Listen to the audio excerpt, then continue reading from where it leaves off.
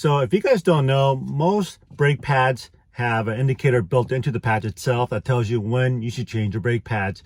You're gonna hear like a squeaky sound out of the brakes, and this little metal plate, it's either built inside the pad itself, or it's on the around the pad, and once you get to that point, it basically rubs on your rotors and it makes a really loud screeching sound.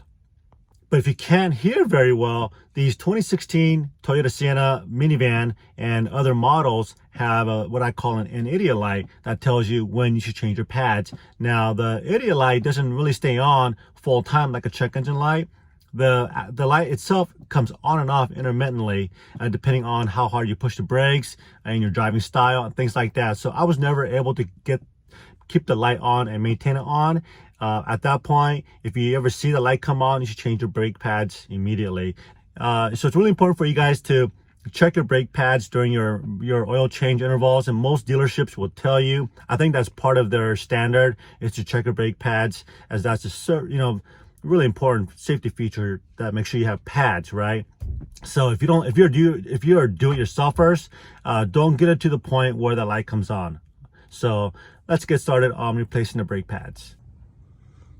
Okay, so to do this brake pad job, you're gonna need a couple wrenches, a 17 and a 14 millimeter, a 4-inch C-clamp, a small flat screwdriver, and a torque wrench. And you'll need a 21 millimeter socket to knock off the lug nuts on your wheel. Now, if you wanted to make this job a little bit easier, you may want to include the 14 and the 17 millimeter socket and a ratchet. So that'll make tightening and loosening much easier than a wrench.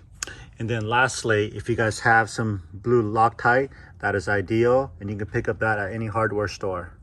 So we're gonna start by getting your car up on 2 jacks, safety jack and just a regular lift jack, and you can use a 21 millimeter socket to remove your 5 lug nuts.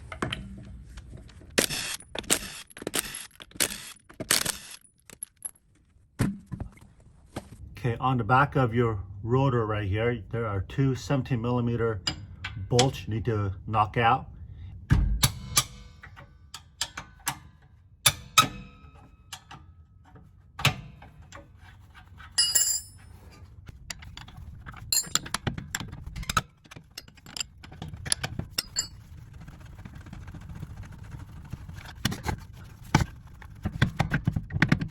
And then anytime you're doing a brake job, you want to be very careful of the actual brake line right here. This brake line, that you don't kink it or put pressure on it. So what I like to do is take the the caliper, and just kind of flip it over and just let it rest right here.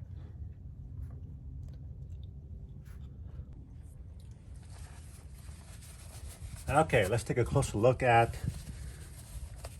this brake pad and see what all the screeching is all about.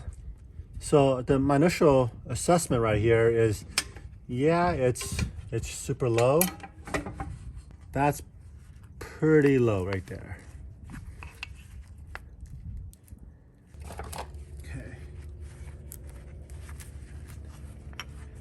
Okay, so what do you guys think? Yeah, that's ridiculous, right? So if you guys see the little mark right there, this little notch, that's basically one of your wear indicators. Once you get past that little horseshoe, that little notch, that means you've gone past your safety zone. So if you guys are inspecting this and you look down into the calipers, make sure you guys are seeing this little groove, whereas this groove is completely gone. And by the way, this is a Toyota OE brake pads, so these should be identical. Okay.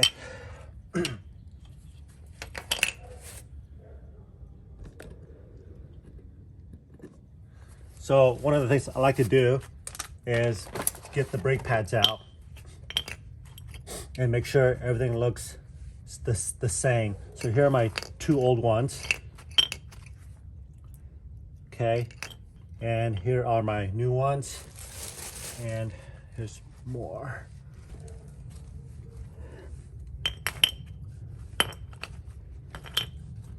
Okay, so all of these should be an identical, which it does look, because they're not labeled left or right, so they should all be the same. Is there are these metal clips on the back of the brake pads, which you'll need to reuse. So make sure you take off these pads or these clips and put it on your new one. So we're gonna take, we're gonna do something like that. Okay, so you see how these clips is only on one side on both of the brake pads, and we're gonna take it off here and put it on here the exact same way, and that'll make it easy when we go put it on the actual caliper. And these things should just slide right off. This little clip part right here, I'm gonna put on exactly the same way.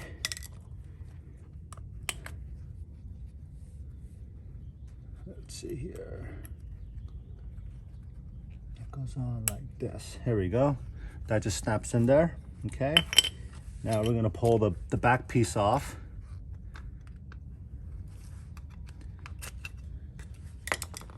Now the reason why you want these spacers in there is because one, that's OE, and two, a lot of times what people do is they'll put anti-seize on the back of here, but these stainless steel plates keeps it from seizing up on your steel rotors. So that's what these really are for. It's a spacer and it keeps it from seizing up. So you don't need anti-seize on these brake pads like you used to in the back in the day. All right, now let's do the other one. So again, we're just gonna, you can take a screwdriver if you like.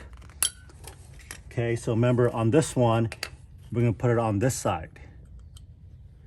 Then it clicks right in there. Okay, looks good. Then we're gonna remove that stainless steel backing on this brake pad.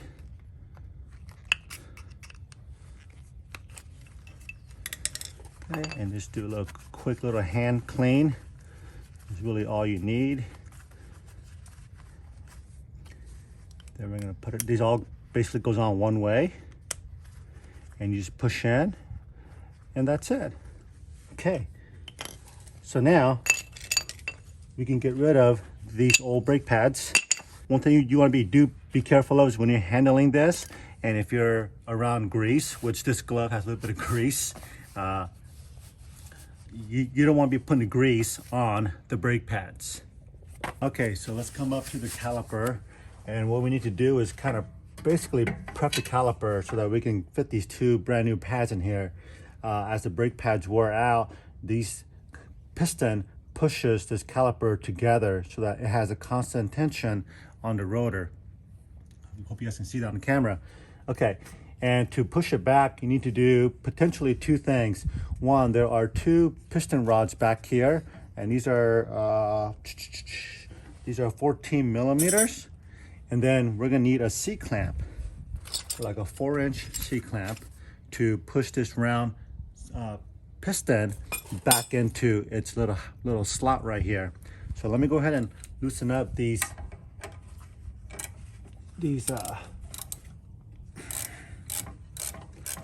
two bolts.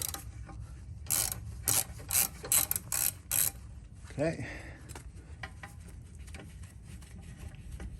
And again, as you're working on with this caliper, now don't take this bolt all the way out. Just loosen it up.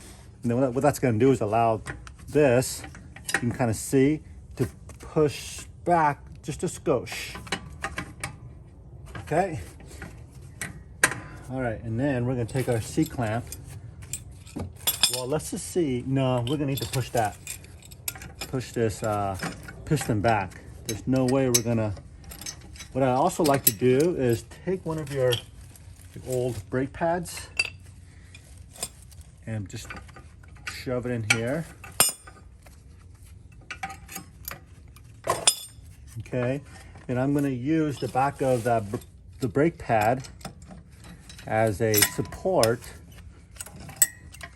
as a brace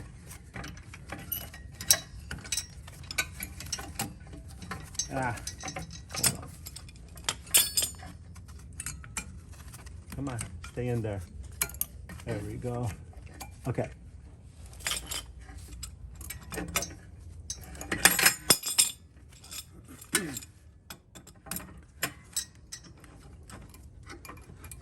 Okay, then as you're tightening up the C-clamp, you want to make sure that the back of this part of the C-clamp is not pinching any lines back there, okay? And then here, as you guys can see, where it's gripping against the brake pad. Now watch this as I turn slowly, that cylinder will go back. You see that? Now, the reason why part of that's doing that is because we loosened those two 14 millimeter bolts back there to release some of the pressure. Okay, and then you want to squeeze this all the way back. You get it back there as far as you can. Oops.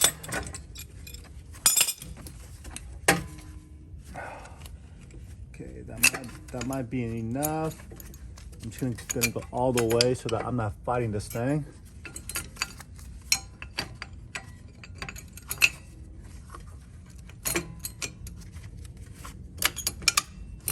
There we go. Okay, we're almost there.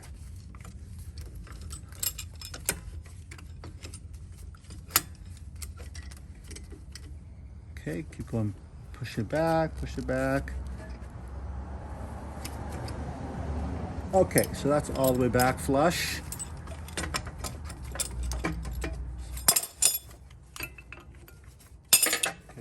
Push this down so you guys can see what I'm doing here. Well, so you guys can see this round cylinder is pushed all the way back against this housing and it's pretty flush. So that should be enough room for us to get the new pads in there. So let's give that a try. Okay. So on the caliper itself, there are these stainless steel springs, these clips.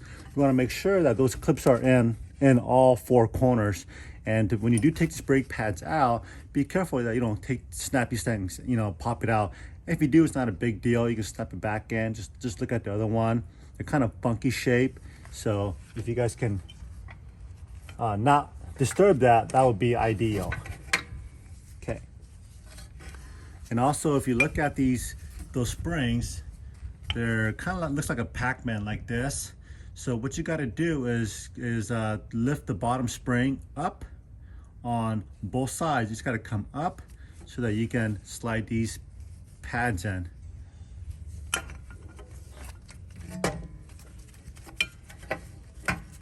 right. So just get it in the right orientation.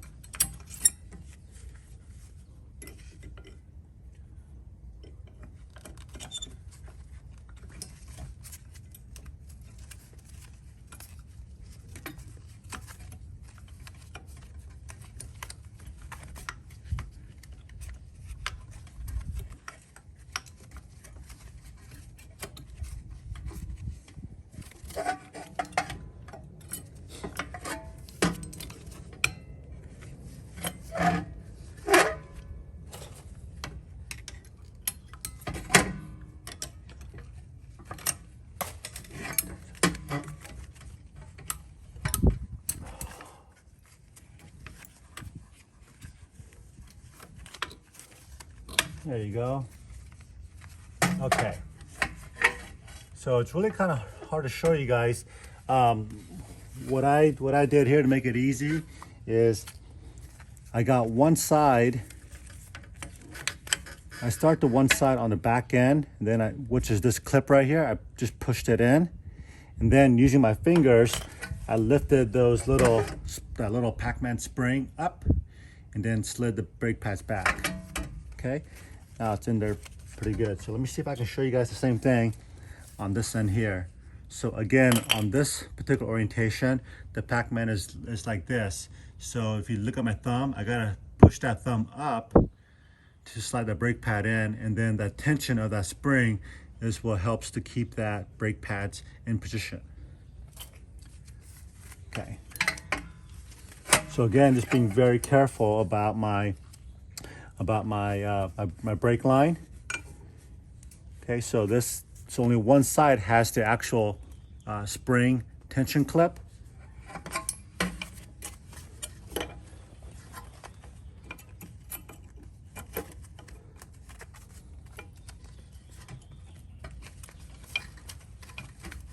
Now, every time I do this, it's always a little bit different, seems like.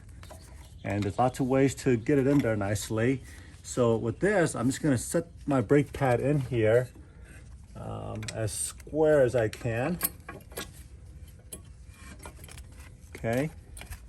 Then I'm just gonna try using the screwdriver. This might be a little easier, I don't know. You might have to try different ways, whatever works with your hand. Push that little Pac-Man clip up on both sides. So just work one at a time.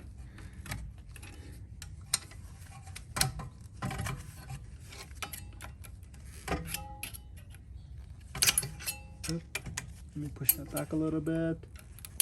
Okay, there we go. Oop. I had it. There.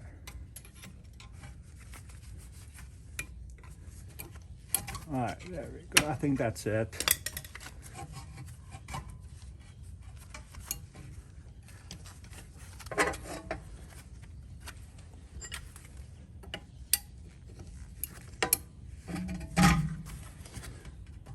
Let me push that clip up a little bit more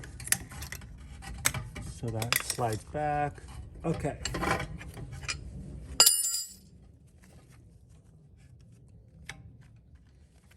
All right, so there we go. Now the question here is that going to be enough? So is that going to be enough space to get my caliper, my rotor, this fit through here and around my rotor?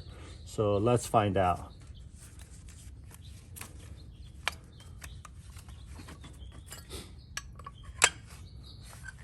Okay, so if you guys look at the back side of my brake pad, there's this little notch right here, and my brake pad, another notch. So you want to make sure that the brake pad right here is somewhere flush against these two notches right here. Okay, so to do that, I need to push this back just a little bit. There we go. And I'm just using my wrench right here because it's like the perfect thickness to basically spread my brake pads apart. And then from here, we're gonna basically drop it in just like this, carefully. Hopefully that everything stays together. Oh yeah, look at that. Perfect. Okay, so before I tighten those two 14mm bolts down, I'm gonna take my 17mm bolts that holds the caliper together, and I'm just gonna hand thread it in there just to get it in there so that I don't have to hold this thing. Okay.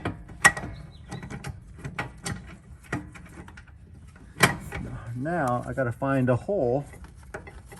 There we go. Okay, I got the top one started. Now where's my bottom one? Here it is.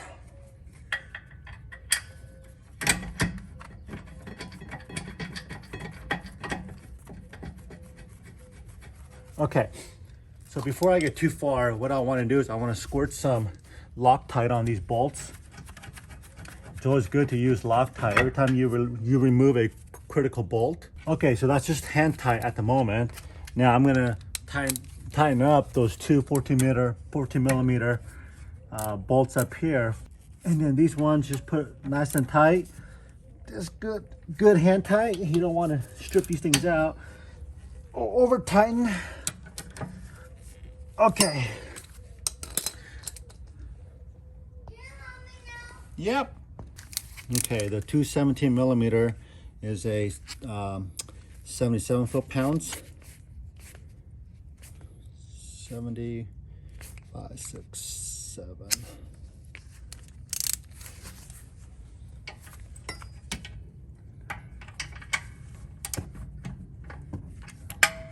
Boy, the only bad thing about this upper bolt is that the brake line is right in the way.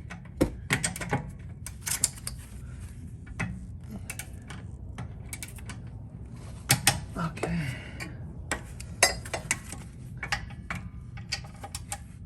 Let me get it longer.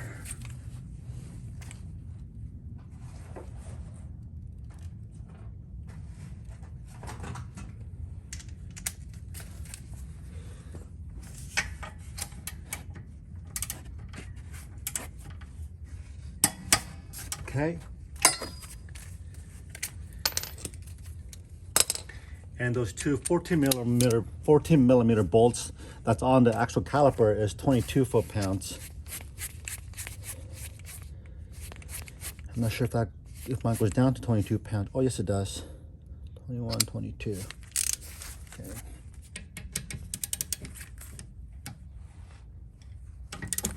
All right, guys. So that completes our brake pad installation on our 2016 Toyota Sienna, and this whole job can literally take you less than 15 minutes. It's a pretty simple process, and the last thing you want to do is before you drive off is sit in the driveway or wherever you're doing this, is pump the brake pedal several times until you feel a lot of resistance on the brake pedal, because when you go into the car to drive away, that brake pedal is going to feel very squishy and go down to the floor, and you're not going to be able to stop. I guarantee it.